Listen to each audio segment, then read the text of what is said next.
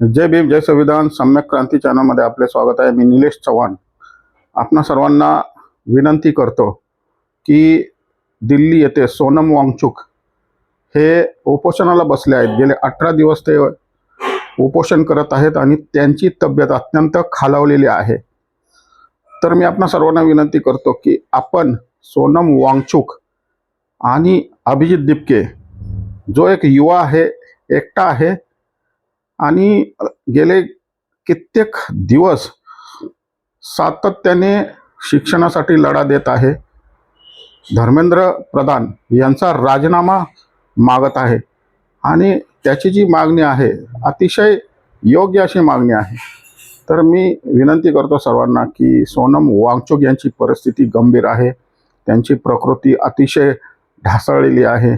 सोनम वांगचुक सारखे उच्च शिक्षित पर्यावरणवादी जे नेतृत्व आहे, ज्याला आपण 3 इडियट चित्रपटाच्या आधारित ते व्यक्तिमत्व आहे, आपण ज्याला म्हणतो की रॅन्चो, अशा प्रकारचं ते व्यक्तिमत्व आहे।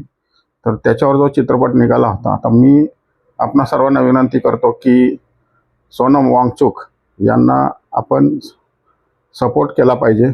आहे तिथून सपोर्ट करा, आपल्या तालुक्या लेवलला सपोर्ट करा, विधानसभा लेवलला सपोर्ट करा किंवा आपल्या जिल्हाधिकारी कार्यालय, तहसील कार्यालय असेल, ज्या ठिकाणी आहात तिथून त्यांना पूर्णपणे सपोर्ट करा, जेणेकरून ह्या भारतामध्ये लोकशाही आहे हे आपण सर्वांनी एकीने दाखवून दिलं पाहिजे। कुठली जात बघू नका, कुठला धर्म बघू नका, कुठल्या प्रांतचा आहे, कुठल्या भाषेचा आहे, कुठल्याही बाबी बघू नका, फक्त आपण भारतीय आहोत या उद्देशाने सोनम वांगचुक आणि अभिजित दीपके कुठल्या पार्टीचा आहे हे सुद्धा विचार करू नका।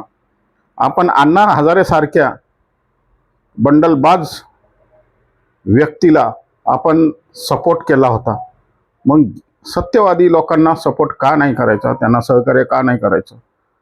आपण जे काय आहोत ते लोकशाहीमुळे आहोत आणि या संविधानामुळे आहेत आणि संविधानाने जे अधिकार दिलेला आहे त्या संविधानाच्या अधिकारानुसार ते जंतर मंतर येथे आंदोलन करत आहेत आणि त्यांची मागणी सुद्धा रास्त आहे।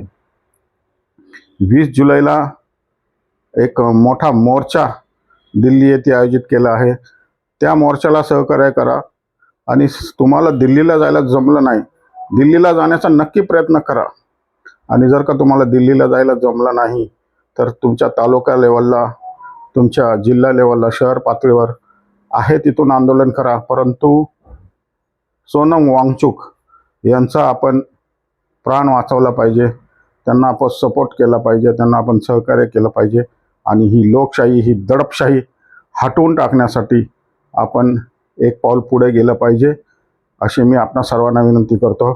जय भीम जय संविधान।